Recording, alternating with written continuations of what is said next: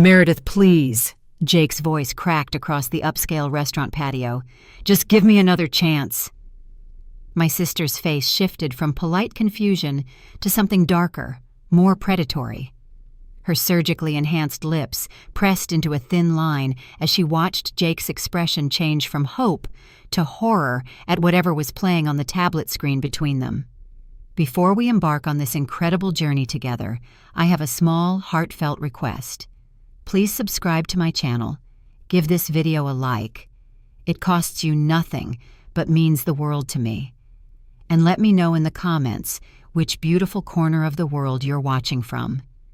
Your support truly makes a difference.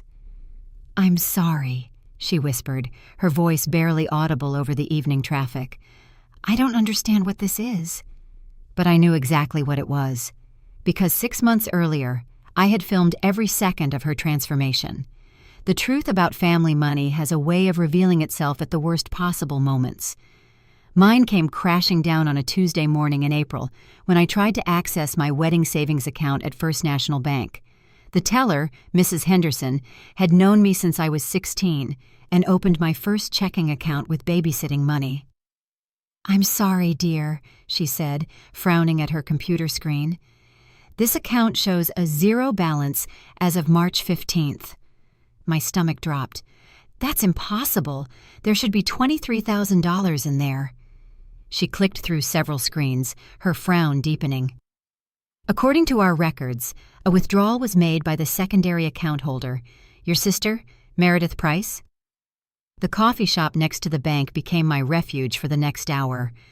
I stared at my bank statements, trying to make sense of the numbers. Every month for 3 years, I had deposited $600 from my salary as a dental hygienist. Every birthday, every Christmas bonus, every tax refund. All of it carefully saved for the wedding I'd dreamed of since David proposed. When I finally called Meredith, she answered on the 4th ring. Her voice carried that particular breathless quality she got when she was nervous. "Emma, hi. I was just thinking about calling you." "Where's my money, Meredith?" Silence stretched between us. I could hear traffic in the background, the distant sound of a hairdryer. "What money?"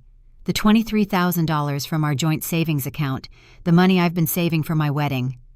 "Oh." Another pause. "That money. Well, technically it was our account, so—" "My money," I interrupted. "That I asked you to be joint on because I trusted you. Where is it?" Her sigh came through the phone like static. "I needed it, Emma. You have no idea the pressure I've been under. Do you know what it's like being the older sister who isn't engaged? Who doesn't have her life figured out?" I closed my eyes. Meredith was 29 to my 26, and she'd been struggling with this comparison since David put the ring on my finger 8 months ago. "So you stole my wedding fund?" "It's not stealing. It's family money. And it's not like you can't save more. You and David could just do something smaller, more intimate." The casual dismissal of 3 years of careful planning hit me like cold water. "What did you spend it on?" "That's my business." But I was already starting to piece it together. The photos on her Instagram over the past month, the subtle changes I'd noticed but couldn't quite place. The way she'd been avoiding family dinners, claiming work was too busy. 3 days after the bank revelation, I received an unexpected education in cosmetic surgery pricing. I'd driven to Meredith's apartment complex, a modern building downtown that cost twice what my place did. When she answered the door, the changes were impossible to ignore. Her nose was smaller, more refined, her jawline sharper, her lips fuller and perfectly symmetrical. "You look," I started, then stopped. "Different?" She touched her face self-consciously. "I just had some minor work done. Nothing dramatic." I pushed past her into the apartment. On her coffee table lay a stack of medical bills and aftercare instructions. Dr. Martinez, facial reconstruction and aesthetic surgery. As she hurried to gather the papers, I caught glimpses of the totals.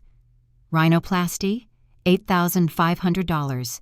Jaw contouring, $12,000. Lip augmentation, $2,800. Minor work, I held up one of the invoices. "This is almost exactly what you took from me." Meredith's new face flushed red, though her lips remained perfectly plump. I was going to pay you back. When? With what money? She gestured vaguely around the apartment. I'm working on some new opportunities. There's this guy I've been talking to online, Jake Morrison. He's a software developer in Seattle, really successful. We've been planning to meet, and I just wanted to look my best. So you stole my wedding money for a date? It's not just a date. Her voice rose defensively. He could be the one, Emma. Do you know how hard it is to meet quality men at our age? I needed to make a good first impression. I stared at my sister, this stranger with our shared DNA but a purchased face. What about making an impression with your actual personality, your actual appearance? Easy for you to say. You found David in college. Some of us have to work harder.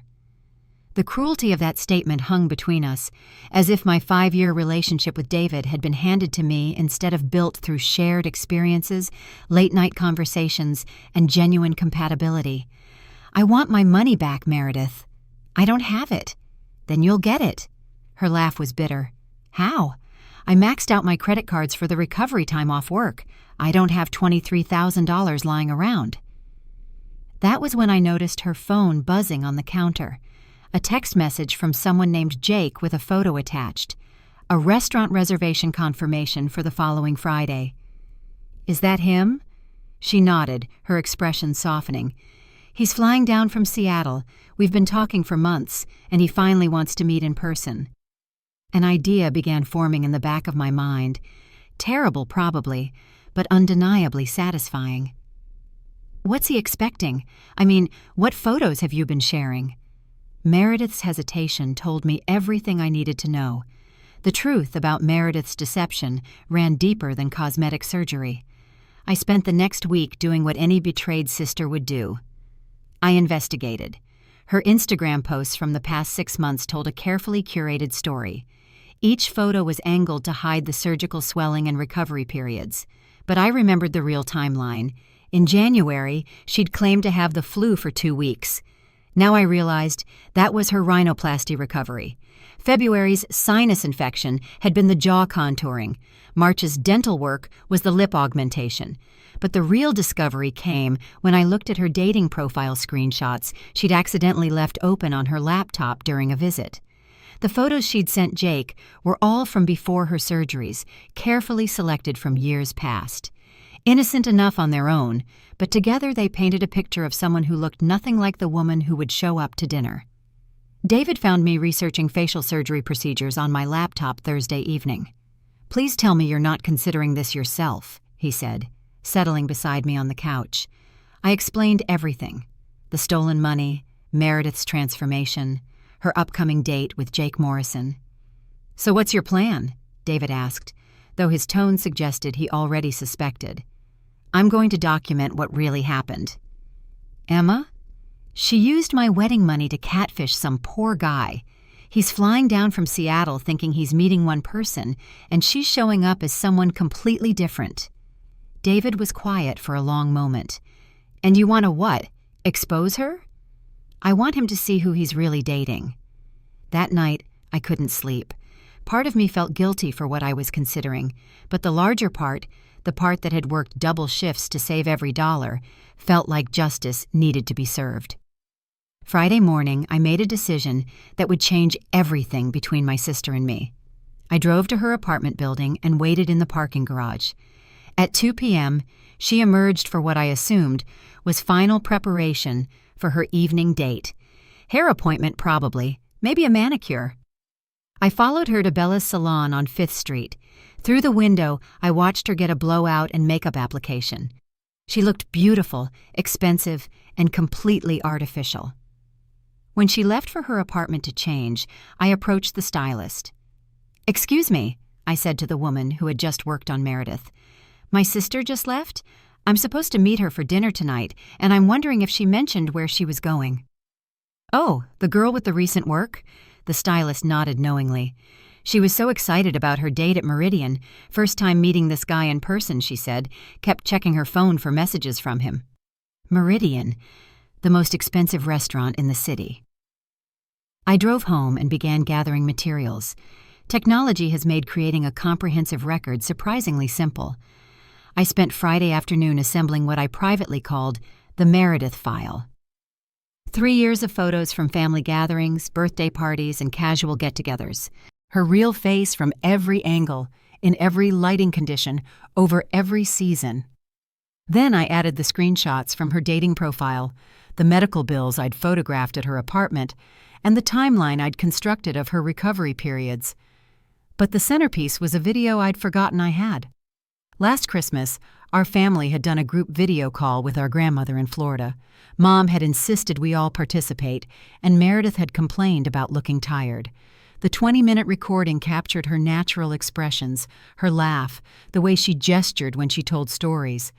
The woman in that video and the woman going to dinner tonight were related, but they weren't the same person. David found me organizing everything on my laptop at the kitchen table. "You've put together quite the presentation," he observed, "just documenting facts." "Emma," he sat across from me, "I understand you're angry. I'd be furious too, but think about what you're doing. I'm protecting someone from being deceived.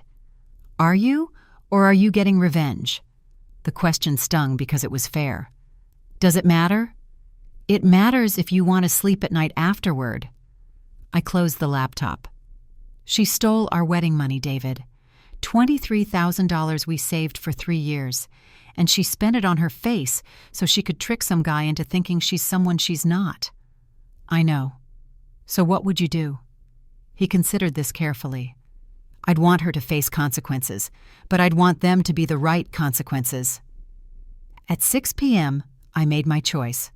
I drove to Meridian and requested a table for one. The hostess seemed surprised. Friday night reservations were typically for couples or groups, but she seated me in the bar area with a clear view of the main dining room. Jake Morrison was easy to spot when he arrived at 7:15. Tall, dark hair, nervous energy. He wore a button-down shirt and jacket, the outfit of someone trying to make a good impression. He kept checking his phone and glancing toward the entrance. Meredith arrived at 7:20, and I watched his face carefully as she approached his table. Confusion flickered first. He stood politely, but his smile seemed forced. She kissed his cheek, and he remained rigid. I couldn't hear their conversation from my position, but body language told the story. His shoulders tensed. Her gestures became more animated, more desperate. 20 minutes into dinner, he excused himself to the bathroom. That's when I made my move. Sometimes the universe provides perfect timing for life's most difficult conversations. Jake Morrison stood at the bar, ordering what looked like a double whiskey. His expression suggested a man questioning every decision that had led him to this moment. "Excuse me," I said, approaching him. "Are you Jake?" He turned, surprised. "Yes?" "I'm Emma, Meredith's sister." I extended my hand. "I think we need to talk." His handshake was firm, but cautious. "Did she send you over?" "No, she has no idea I'm here." I gestured to 2 empty bar stools. "Could I have 5 minutes of your time?" Jake glanced toward the dining room where Meredith sat checking her phone. "Is this about the fact that she looks nothing like her photos?" "Among other things." We sat, and Jake's shoulders sagged slightly. "I've been trying to figure out how to handle this politely. She seems nice, but she's not who you thought you were meeting." "Not even close." He took a sip of his drink.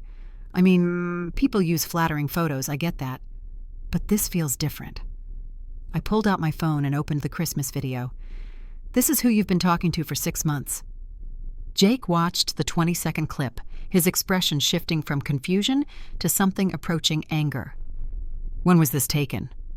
"December, 4 months before she started her surgeries." "Surgeries?" His voice rose slightly, then he caught himself and lowered it. "Plural?" I showed him the timeline I'd created, the before and after photos, the medical bills. She used my wedding savings to pay for all of it. $23,000. Jake stared at the screen. "She stole from you?" "From a joint account we set up when I trusted her to help me save for my wedding." He was quiet for a long moment, processing everything. "Why are you telling me this?" It was a fair question, and I'd been asking myself the same thing all week. "Because you deserve to know who you're considering dating, and because she needs to face consequences for what she did." "What do you want me to do?" "That's up to you, but I think she should have to explain herself." Jake looked toward the dining room again. Meredith was reapplying lipstick, the movements of someone growing anxious about her date's extended absence. "She's probably a decent person underneath all this," he said. "She was, before she decided that being herself wasn't good enough." Jake finished his drink and stood. "Thank you for telling me. That took courage." I watched him walk back to the table. From my position at the bar, I could see Meredith's face light up when he returned. They talked for another 10 minutes before Jake pulled out his phone. He placed it on the table between them, the screen facing her, and I knew he was showing her the video. The sound of a heartbreaking has no actual noise, but I swear I could hear it across the restaurant. Meredith's face went through a complete transformation as she watched the Christmas video on Jake's phone. First confusion, then recognition, then pure panic. Her hands fluttered to her face, touching the features she'd paid to change. I couldn't hear their conversation, but I didn't need to. Her mouth moved rapidly. Explanations, justifications, probably apologies. Jake listened with the patient expression of someone who had already made up his mind. When she finished talking, he said something brief. Then he stood, placed money on the table, and walked toward the exit. Meredith sat alone for several minutes, staring at the Christmas video still playing on a loop on her phone. Other diners began to notice the woman crying silently into her untouched salmon. Finally, she gathered her purse and left. I waited 10 minutes before following. I found her in the parking lot, leaning against her car. The careful makeup was ruined, mascara streaking down her surgically enhanced cheeks. "That was you, wasn't it?" she said without looking up. "You gave him that video." "Yes." "Why?" The word came out broken, raw. "Why would you do that to me?" "Because you stole my wedding money and used it to catfish that man." "I wasn't catfishing anyone." She wiped her nose with the back of her hand, a gesture that looked strange on her new face. "I just wanted to look better." "You sent him photos of who you used to be and showed up as someone completely different. What would you call that?" Meredith finally looked at me, and for a moment I saw my real sister underneath all the surgical modifications, scared, vulnerable, lost. "I call it trying to survive," she whispered. "Do you know what it's like being 29 and watching everyone else get their happy ending? You have David, Rachel has her promotion, Mom and Dad have each other. I have nothing." "So you took mine?" "I was going to pay you back." "With what money? Your credit cards are maxed out." She slumped against her car. "I don't know. I just thought, if I could meet someone good, someone successful, maybe I could figure it out." "By lying to him?" "By being the best version of myself." I stared at my sister, this stranger who shared my childhood memories but had rewritten her entire identity. "This isn't the best version of yourself, Meredith. This is a completely different person." Maybe that's what I needed to be. The sadness in her voice almost broke my resolve. Almost. "I want my money back. I told you I don't have it." "Then you'll get it." She laughed bitterly. "How? File bankruptcy? Sell a kidney?" "Figure it out." I turned to leave, but her voice stopped me.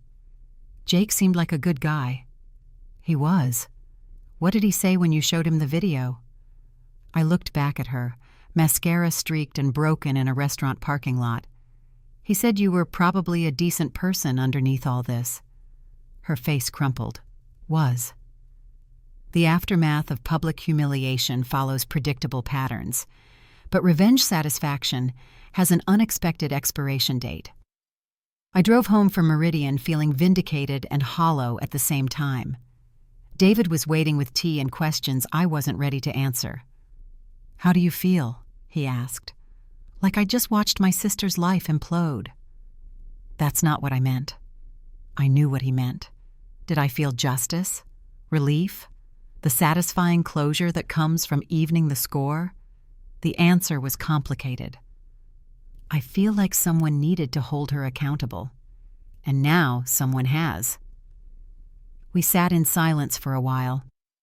Outside, the October rain started, pelting the windows with the kind of relentless rhythm that makes you want to stay inside forever. "What happens next?" David finally asked. I don't know. My phone buzzed with a text from Mom. Meredith called crying. What happened tonight? Call me. Then another from Rachel. Did you really ambush Meredith on her date? News travels fast in families, especially bad news. I turned off my phone and went to bed, but sleep didn't come easily. Every time I closed my eyes, I saw Meredith's face in the parking lot. Not her surgically enhanced features, but the raw pain underneath them. Saturday morning brought more family fallout. Dad called before I'd finished my coffee. Emma, what the hell happened last night? I explained everything. The stolen money, the surgeries, the deception. Dad listened without interrupting, which was unusual for him.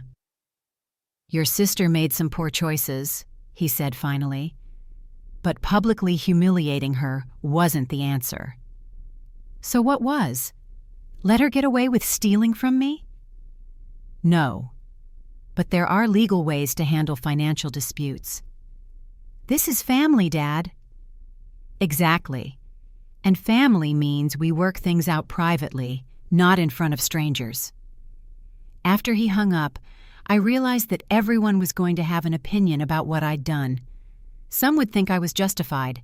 Others would think I was cruel. Both sides would probably be right.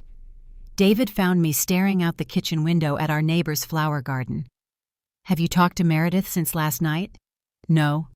Maybe you should. To say what? Sorry I exposed your fraud? To say you still love her despite everything she did. The idea of loving someone who had stolen from me felt impossible in that moment. But David was right about one thing. Avoiding the conversation wouldn't make it go away. I picked up my phone and dialed Meredith's number.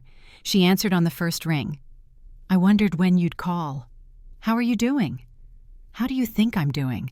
I spent $23,000 on my face and got humiliated in public anyway. Meredith, don't. Just don't. I know you think you were protecting Jake, but you destroyed me in the process. You destroyed yourself when you stole my money. The line went quiet. I need that money back, I continued. All of it. I know. When? I don't know. But I'll figure something out. It wasn't the answer I wanted, but it was a start. Recovery from family betrayal requires an unexpected amount of paperwork. Monday morning, I sat in attorney Thomas Chen's office with bank statements, screenshots, and a timeline of events that read like a soap opera script. Chen had handled David's business incorporation last year, and I trusted his judgment. This is straightforward financial theft, he said after reviewing everything. Joint account or not, you can prove the money was yours and was taken without consent for unauthorized purposes. What are my options? Civil suit for recovery, possible criminal charges for theft, or family mediation to reach a private settlement. I thought about Meredith's tear-streaked face in the parking lot. What would you recommend? Depends on your goals. Do you want your money back, or do you want to punish your sister? Both, Chen nodded. I'll draft a demand letter, give her 30 days to arrange repayment before we file suit. Sometimes the threat of legal action motivates people to find creative solutions. That afternoon, I returned to work at Dr. Patterson's dental practice. Routine teeth cleanings and fluoride treatments felt absurdly normal after the weekend's drama.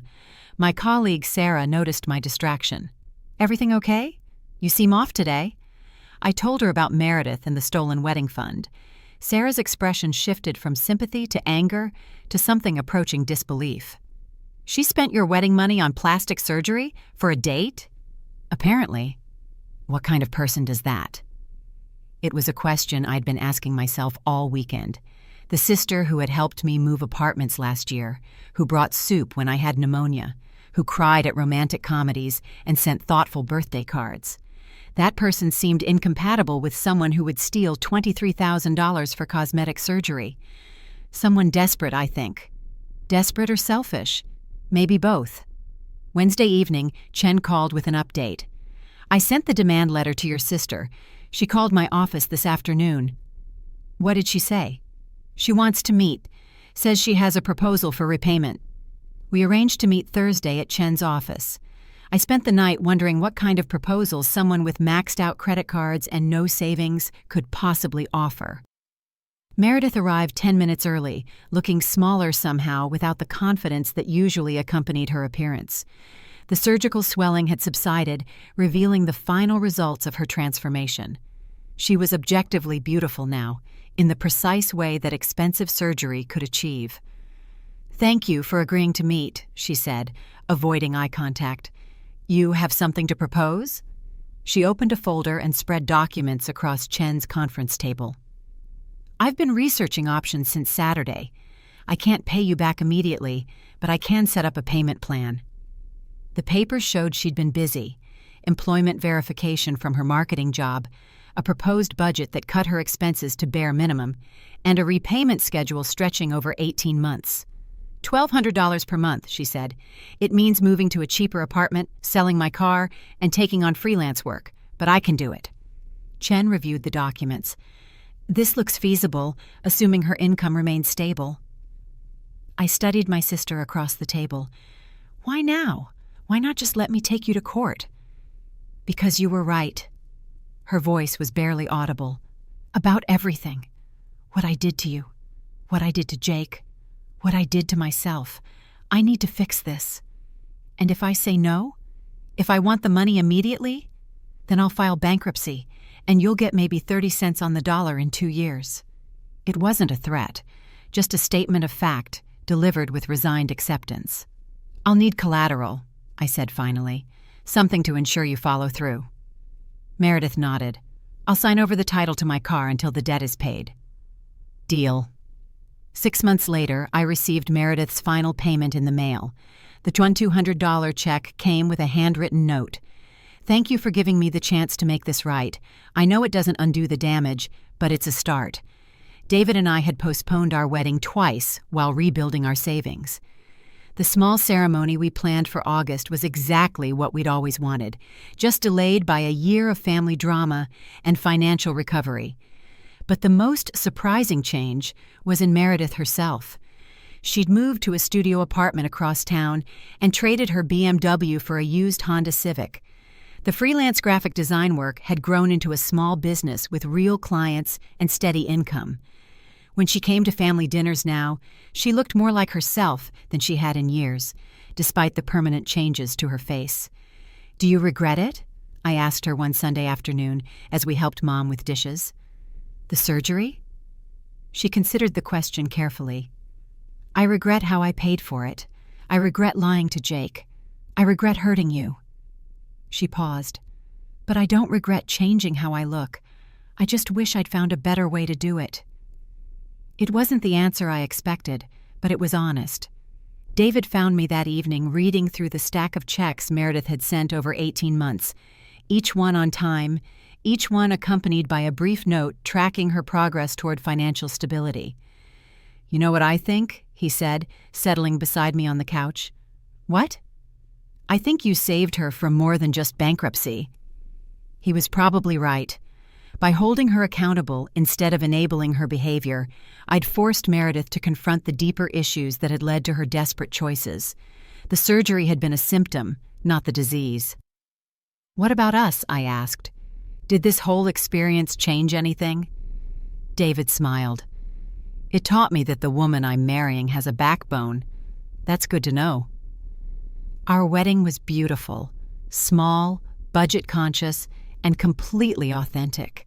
Meredith was there, looking genuinely happy for us despite everything that had happened. During her maid of honor speech, she said something that surprised everyone. "Emma taught me that real love doesn't require you to change who you are. It just requires you to be brave enough to show up as yourself." I realized then that the best revenge isn't destruction. It's transformation. Not just of the person who wronged you, but of yourself in the process of choosing how to respond. Final words. Sometimes the people we love most are capable of betraying us in ways we never imagined.